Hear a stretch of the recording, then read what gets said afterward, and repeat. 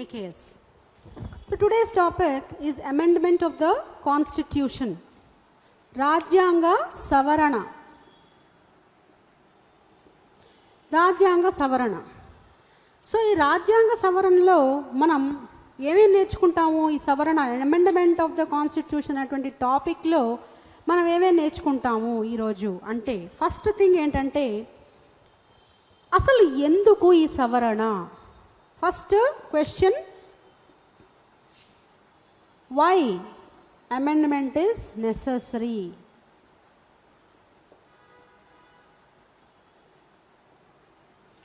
Amendment ఎందుకు, necessity of the amendment. తర్వాత provisions provided లేదా provisions mentioned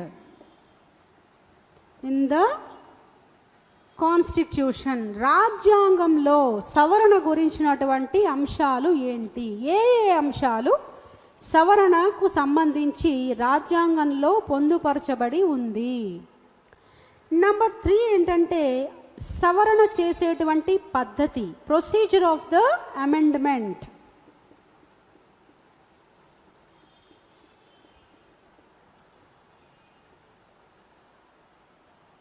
procedure of the amendment and types of amendments.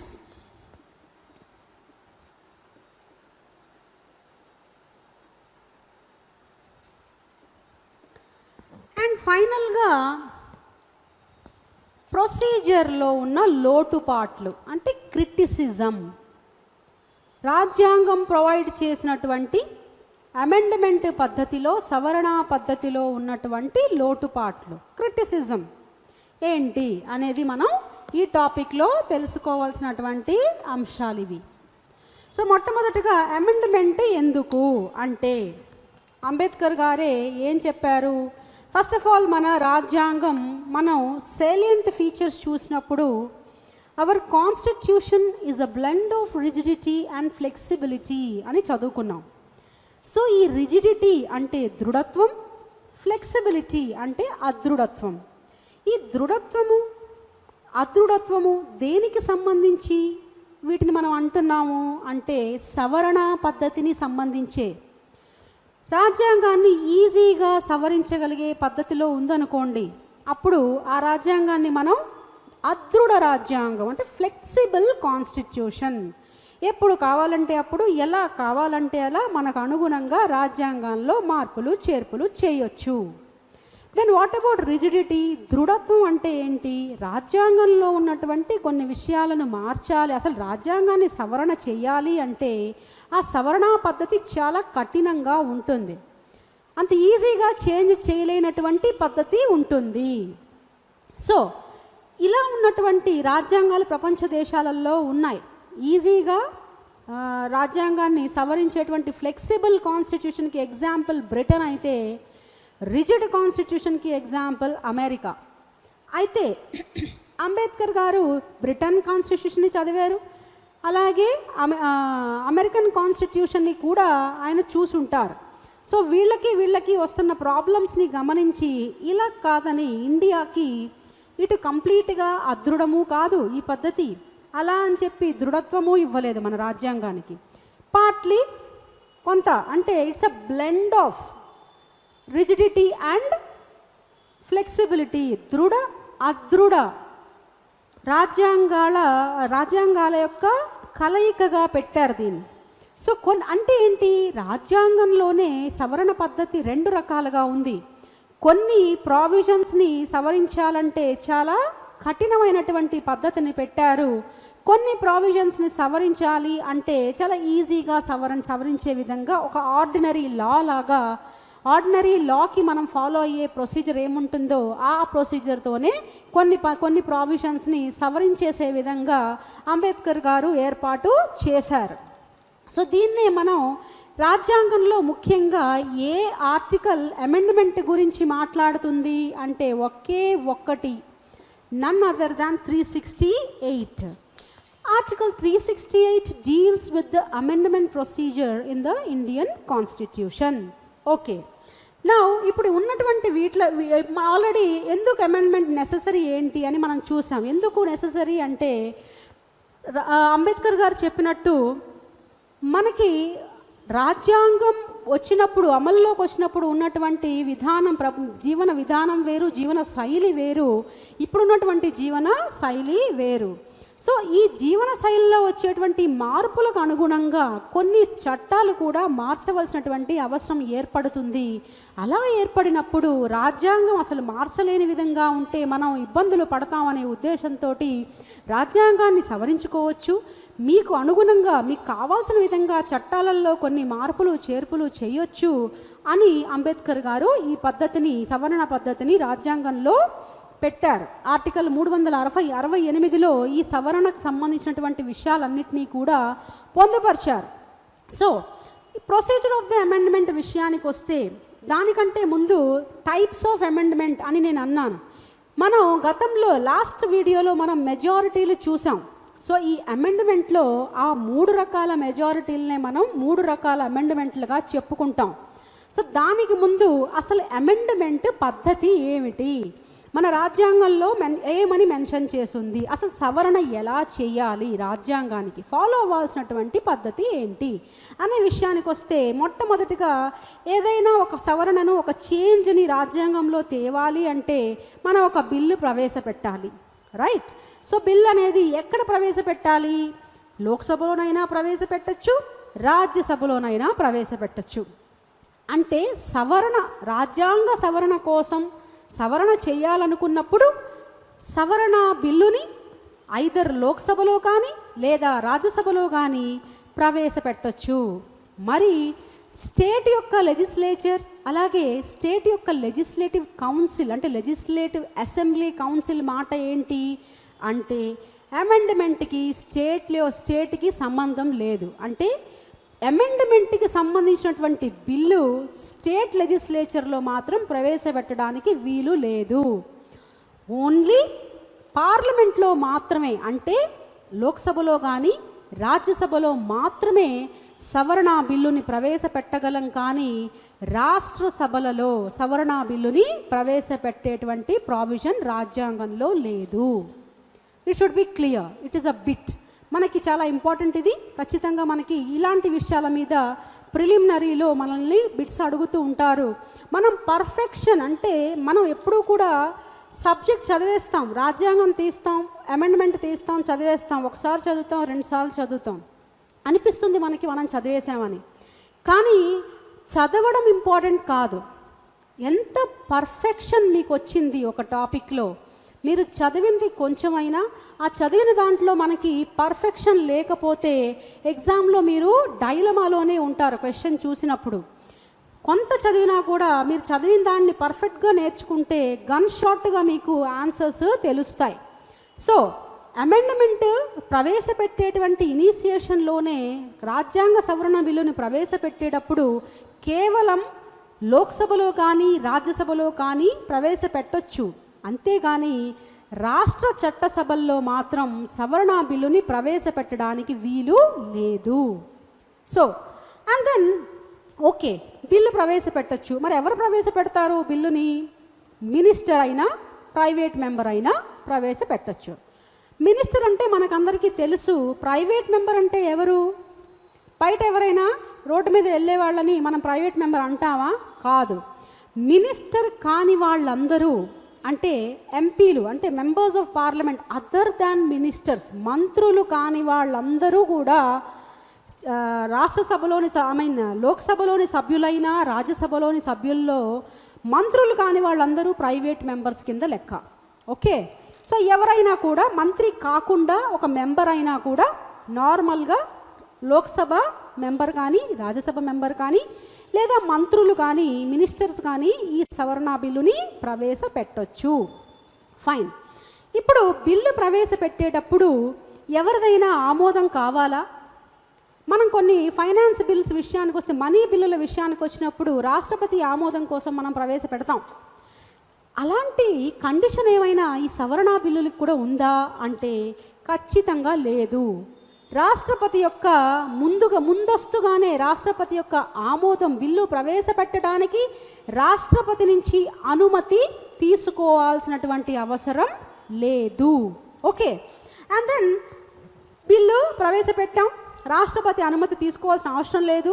So ఎవరో ఒకళ్ళు minister కానీ private member కానీ ప్రవేశపెట్టచ్చు.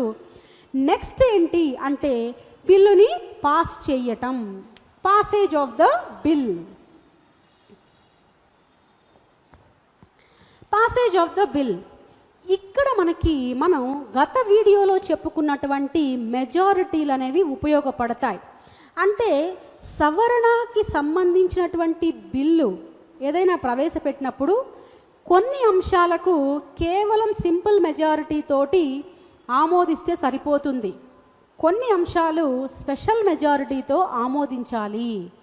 కొన్ని అంశాలు అంటే సమాఖ్య వ్యవస్థకి సంబంధించినటువంటి అంశాలు, ఫెడరల్ స్ట్రక్చర్కి సంబంధించినటువంటి అంశాలు మాత్రం స్పెషల్ మెజారిటీ మరియు రాష్ట్రాల ఆమోదం కూడా వాటికి కావాలి.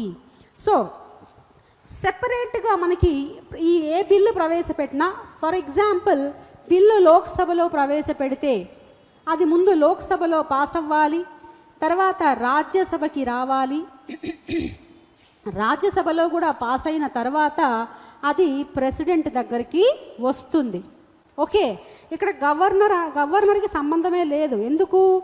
రాష్ట్ర చట్ట సభల్లో సవరణ చట్టం బిల్లు ప్రవేశపెట్టే అవకాశమే లేదు. కాబట్టి గవర్నర్తో ఇక్కడ మనకి ఏ సంబంధం లేదు. సో లోక్సభలో కనుక బిల్లు ప్రవేశపెడితే అది లోక్సభలో పాస్ అయ్యి తర్వాత రాజ్యసభకు వస్తుంది, రాజ్యసభ నుంచి ప్రెసిడెంట్కి వస్తుంది. సో ప్రెసిడెంట్కి వచ్చిన తర్వాత ప్రెసిడెంట్ కనుక ఒకవేళ దాన్ని ఆమోదించాలి, దానికి ప్రెసిడెంట్ ఎప్పుడైనా ఒక బిల్లును ఆమోదించేటప్పుడు రెండు రకాలుగా ప్రెసిడెంట్ చేయవచ్చు. ఒకటి నార్మల్గా అయితే నార్మల్ బిల్స్ విషయంలో, ఆర్డినరీ బిల్స్ విషయంలో ప్రెసిడెంట్ కనుక ఆమోదించాలి, ఆమోదానికి అంటే ప్రెసిడెంట్ యొక్క ఆమోదానికి బిల్లు వచ్చినప్పుడు ఆయన దాన్ని ఆమోదించవచ్చు, లేదా రిజెక్ట్ చేయొచ్చు, లేదా దాన్ని రీకన్సిడరేషన్కి అంటే మళ్ళీ తిరిగి ఒకసారి దీంట్లో విషయాలను పరిశీలించి ఈ అంశాలలో ఏమైనా తేడాలు చేంజెస్ చేయాల్సి ఉన్నాయి, సో వీటిని ఒకసారి మీరు చూడండి అని తిరిగి పంపొచ్చు. ఏవి? ఆర్డినరీ బిల్స్ అయితే. కానీ అమెండ్మెంట్ బిల్లు విషయంలో అలాంటి ఫెసిలిటీస్ ఏవి కూడా రాష్ట్రపతికి లేవు. ఒక్కసారి అమెండ్మెంట్ బిల్లు ప్రెసిడెంట్ దగ్గరికి వెళ్ళిన తర్వాత ఆయన దానికి యాసెంట్ అంటే ఆమోద ముద్ర వేయాల్సిందే. దాన్ని విత్హెల్డ్ చేయడానికి కానీ మళ్ళీ రీకన్సిడరేషన్కి అంటే వెనక్కి పంపించడానికి కానీ వీలు లేదు. ఫర్ ఎగ్జాంపుల్ బిల్లు కనుక రాజ్యసభలో ప్రవేశపెడితే రాజ్యసభలో పాస్ అయ్యి తర్వాత లోక్సభలో పాస్ అయ్యి ఆ తర్వాత ప్రెసిడెంట్ దగ్గరికి వస్తుంది. ఆయన ఖచ్చితంగా దానికి యాసెంట్ ఇవ్వాల్సిందే. ఇక నెక్స్ట్ ప్రెసిడెంట్ యాసెంట్ ఇచ్చిన తర్వాత అది చట్టం అవుతుంది. యాక్ట్, చట్టం అంటారు. ఇక్కడ బిల్, ఈ బిల్లు రాష్ట్రపతి యొక్క ఆమోదం పొందంగానే అది చట్టంగా మారుతుంది. When we come to the next thing, types of amendment విషయానికి వస్తే మనం అమెండ్మెంట్స్ని 3 రకాలుగా చెప్పుకోవచ్చు. అవేంటి?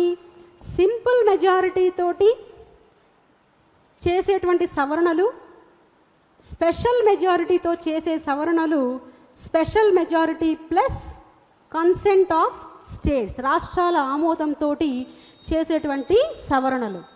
మామూలుగా అయితే ఈ 2 పద్ధతుల్లో చేసేటువంటి వాటినే మనం అమెండ్మెంట్స్ అంటాం. 368 చట్టం ఆర్టికల్ కింద మనం ఈ 2 పద్ధతుల్లోనే అమెండ్మెంట్ చేస్తాం. మరి ఇదేంటి? ఇవి కూడా అమెండ్మెంట్లే, కాకపోతే 368 ఆర్టికల్ ప్రకారం కాకుండా ఇతర ఆర్టికల్స్లో మెన్షన్ చేసి ఉంటాయి వాటి గురించి. ఒక సాధారణ బిల్లు లాగానే ఇవి కూడా సింపుల్ మెజారిటీతో ఈజీగా సవరణ చేసేటువంటి కొన్ని ప్రావిజన్స్ ఉన్నాయి. మరి సింపుల్ మెజారిటీ తోటి ఏ ప్రావిజన్స్ని మనం అమెండ్ చేయొచ్చు అంటే, for example admission are establishment of new states, కొత్త రాష్ట్రాల విషయంలో న్యూ స్టేట్స్, వీటిని కొత్త రాష్ట్రాల ఏర్పాటు లేదా ఆల్రెడీ ఉన్న రాష్ట్రాలలోనే మార్పులు చేర్పులు, వాటి యొక్క బౌండరీస్ అంటే వాటి బౌండరీస్లో మార్పులు అంటే రాష్ట్రం తగ్గించడం పెంచడం, దాని యొక్క సైజ్ తగ్గించడం పెంచడం, లేదా రాష్ట్రంలో కొంత భాగాన్ని వేరే రాష్ట్రంలో కలపడం, లేదా రాష్ట్రానికి ఉన్నటువంటి పేరుని మార్చడం, ఇలాంటి అంశాలన్నీ కూడా మనకి సింపుల్ మెజారిటీ తోటి చేయొచ్చు. అవి కాకుండా షెడ్యూల్స్ మనం ఇంతకుముందు వీడియోలో చూసాం. ఆ షెడ్యూల్స్లో 2nd schedule, 5th schedule and 6th schedule, 2nd, 5th and 6th schedule, ఈ 3 షెడ్యూల్స్ని కూడా మనం సింపుల్ మెజారిటీ తోటే అమెండ్ చేయొచ్చు. 2వ షెడ్యూల్ అంటే మనకు తెలుసు శాలరీస్ గురించినటువంటిది. 5వదంటే scheduled areas and scheduled tribes, ఇది ట్రైబల్ ఏరియాస్. 4 రాష్ట్రాలకి 4 స్టేట్స్కి సంబంధించినటువంటి ట్రైబల్ ఏరియాస్ ఈ 6th షెడ్యూల్లో మనకి ఉంటాయి. ఆ స్టేట్స్ ఏంటి అంటే మీరు షెడ్యూల్స్ అనే వీడియోని చూస్తే మీకు తెలుస్తుంది. సో ఈ 3 షెడ్యూల్స్ని కూడా సింపుల్ మెజారిటీతోనే చేయొచ్చు. అలాగే కోరం ఇన్ పార్లమెంట్. కోరం అంటే ఏంటి? పార్లమెంటు సభలు జరగాలి అంటే కనీసం ఇంతమంది అయినా రావాలి అనేటువంటి దాన్నే మనం కోరం అంటాం. సో కోరం అంటే ఎంతమంది ఏంటి అనేది మనం పార్లమెంట్లో చూద్దాం. సో ఇలాంటి అంశాలు ఈజీగా ఉండేటువంటి రాష్ట్రాల యొక్క నేమ్స్ చేంజ్ చేయడం లాంటి దగ్గర నుంచి ఈ షెడ్యూల్స్ కానీ లేదా ఈ కోరం ఆఫ్ ద పార్లమెంట్, ఇలాంటి అంశాలన్నీ సింపుల్ మెజారిటీ తోటి మనం అమెండ్ చేయొచ్చు. When we come to the special majority విషయానికి వస్తే, 2వ కేటగిరీకి కనుక మనం వస్తే, ఆల్రెడీ స్పెషల్ మెజారిటీ అంటే ఏంటని మనం మెజారిటీ వీడియోస్లో చూసాం, డిఫరెంట్ కైండ్స్ ఆఫ్ మెజారిటీస్లో. సో ఈ స్పెషల్ మెజారిటీ తోటి ఏ అంశాలు మనం చేయాలి అంటే, ఉదాహరణకి fundamental rights, directive principles of state policy, ఇలాంటి అంశాలు ఏవైతే ఉంటాయో అవి కాకుండా fundamental rights, directive principle of state policy and ఈ ఫస్ట్ అంటే సింపుల్ మెజారిటీ కింద 3rd category, 3rd type of amendment, ఈ రెండిటికి మధ్య వీటి కిందకి రాని అంశాలన్నీ కూడా మనం ఈ 2వ అమెండ్మెంట్ పద్ధతి ప్రకారం చేస్తాం. ఇది 2nd type. So fundamental rights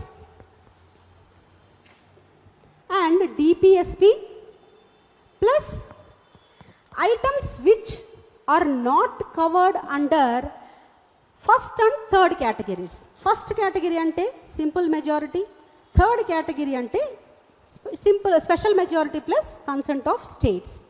so అంటే మొదటిదేమో ఈజీగా అయిపోయేవి మనం ఆల్రెడీ చూసాం. ఏ అంశాలు దీని కిందకు వస్తే ఇంకా చాలా అంశాలు ఉంటాయి దాని కింద. మనకి ఆ అంశాలన్నీ కూడా మీరు క్లియర్ కట్గా టెక్స్ట్ బుక్స్లో ఉంటాయి, మీరు చదువుకోవచ్చు.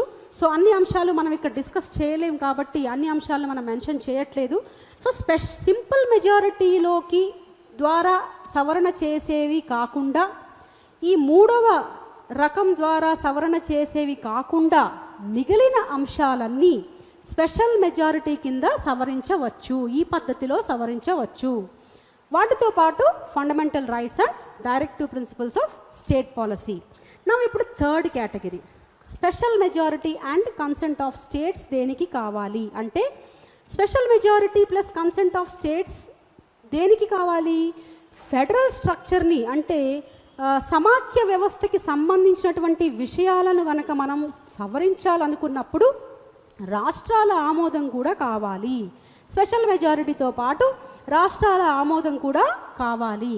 సో ఫెడరల్ ఫీచర్స్ కిందకి ఏమేమి వస్తాయి, ఇంపార్టెంట్ ఫీచర్స్ కిందకి, ఫెడరల్ ఫీచర్స్ కిందకి ఏమేమి వస్తాయి అంటే, రాష్ట్రపతి యొక్క election of president and it's manner. రాష్ట్రపతి యొక్క ఎన్నికలకు సంబంధించినటువంటి విషయాలను సవరించాలనుకున్నప్పుడు నంబర్ 1. నంబర్ 2 ఏంటి? సుప్రీంకోర్టు, హైకోర్టుకి సంబంధించినటువంటి విషయాలను సవరించాలనుకున్నప్పుడు నంబర్ 2. నంబర్ 3, కేంద్రము మరియు రాష్ట్రాలకు మధ్య ఉన్నటువంటి కార్యనిర్వహణ అధికారంలో ఏవైనా చేంజెస్ చేయాలనుకున్నప్పుడు, extent of executive powers of union and states, కేంద్రం మరియు రాష్ట్రాలకు మధ్య ఉన్నటువంటి కార్యనిర్వహణ అధికారాలను పెంచడం లేదా తగ్గించాలి అనుకున్నప్పుడు, and then distribution of legislative powers between union and states. శాసనపరమైనటువంటి అధికారాలు కేంద్రానికి రాష్ట్రానికి మధ్య విభజించే విషయాలు సవరించాలి అనుకున్నప్పుడు. అండ్ దెన్ ఇది కాకుండా 7వ షెడ్యూల్ వెరీ ఇంపార్టెంట్. ఎందుకు? దాంట్లో జాబితాలు ఉన్నాయి. ఏ జాబితాల మీద ఎవరు యాక్షన్ తీసుకోవాలి, ఎవరు పన్నులు విధించాలి, ఈ విషయాలన్నీ కూడా 7th షెడ్యూల్లో మెన్షన్ చేసి ఉంది కనుక అది చాలా ఇంపార్టెంట్. సో ఆ షెడ్యూల్ని కనుక సవరించాలి అనుకున్నప్పుడు, అలాగే స్టేట్స్ అంటే ఒక పార్లమెంట్లో ఏ రాష్ట్రం యొక్క రిప్రజెంటేషన్ ఎంత ఉండాలి, అంటే ఏ రాష్ట్రానికి పార్లమెంట్లో ఎన్ని సీట్లు ఇవ్వాలి అనే అంశం గురించి మార్పులు చేయాలనుకున్నప్పుడు, అలాగే power of parliament to amend the constitution, ఈ 368వ ఆర్టికల్ని అమెండ్మెంట్ చేయాలనుకున్నప్పుడు, సవరించాలనుకున్నప్పుడు, మొత్తం 7 విషయాలు. సో మొట్టమొదటిది మళ్ళీ ఒకసారి మనం రాష్ట్రపతి యొక్క ఎన్నికలు, దానికి సంబంధించిన విషయాలు. రెండవది సుప్రీంకోర్టులు, హైకోర్టు, దానికి సంబంధించినటువంటి విషయాలు సవరించాలనుకున్నప్పుడు. మూడవ అంశం కార్యనిర్వహణ అధికారం, కేంద్ర రాష్ట్రాల మధ్య ఉన్నటువంటి కార్యనిర్వహణ అధికారానికి సంబంధించినటువంటి చేంజెస్ చేయాలనుకున్నప్పుడు, అలాగే కేంద్ర రాష్ట్రాల మధ్య శాసనాధికారాల యొక్క విభజన, దానికి సంబంధించినటువంటి విషయాలను సవరించాలనుకున్నప్పుడు, అది కాకుండా 7వ షెడ్యూల్లో ఉన్నటువంటి జాబితాలలో ఏమైనా మార్పులు చేయాలనుకున్నప్పుడు, అండ్ పార్లమెంట్లో ఏ రాష్ట్రానికి ఎన్ని సీట్లు కేటాయించాలి ఏంటి అనే విషయాల గురించి మార్పులు చేయాలనుకున్నప్పుడు, అలాగే ఆర్టికల్ 368నే మార్చాలనుకున్నప్పుడు, ఈ స్పెషల్ మెజారిటీ మరియు కన్సెంట్ ఆఫ్ స్టేట్స్ అంటే రాటిఫికేషన్ ఆఫ్ స్టేట్స్, రాష్ట్రాల ఆమోదంతో ఇవి జరుగుతాయి. సో అమెండ్మెంట్ మనకి 3 రకాల అమెండ్మెంట్స్ని మనం చూసాం. ఇక మిగిలినది మనకి క్రిటిసిజం ఆఫ్ ద అమెండ్మెంట్. మనం ఇందాక చదువుకున్న విషయాలనే ఆలోచిస్తే కామన్ సెన్స్ తోటే మనం క్రిటిసిజంని చెప్పొచ్చు. ఫస్ట్ థింగ్ ఏంటి, యాక్చువల్గా రాజ్యాంగాన్ని తయారు చేసింది రాజ్యాంగ సభ, మరి సవరించడానికి కూడా అలాంటిది ఏదో ఒక సభ ఉండాలి, కానీ పార్లమెంటుకి అధికారం ఇవ్వడం ఏంటి అనేది మనకున్నటువంటి ఫస్ట్ క్రిటిసిజం. రెండవ విషయానికి వస్తే పార్లమెంటుకు మాత్రమే సవరణ బిల్లుని ప్రవేశపెట్టేటువంటి అధికారం ఉంది, రాష్ట్రాలకు లేదు. అలా ఎందుకు? అలా ఉండకూడదు. ఇది పార్ట్లీ ఫెడరల్ పార్ట్లీ యూనిటరీగా ఉన్నటువంటి రాజ్యాంగం కనుక ఈక్వల్గా రెండిటికి కూడా సవరణ బిల్లుని ప్రవేశపెట్టేటువంటి అధికారం ఇవ్వాలి అనేది రెండవ క్రిటిసిజం.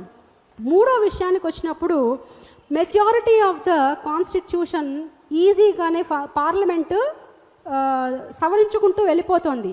కొన్ని ఫీచర్స్ లైక్ మనం 7 రకాలుగా చెప్పుకున్నాం ఫెడరల్ ఫీచర్స్, వాటిల్లో మాత్రమే రాష్ట్రాల ఆమోదం అవసరం అంటుంది, కానీ మిగిలిన విషయాలు చాలా వరకు మెజారిటీ ఆఫ్ ద విషయాలన్నీ కూడా పార్లమెంటే సవరించుకుంటూ వెళ్ళిపోతుంది.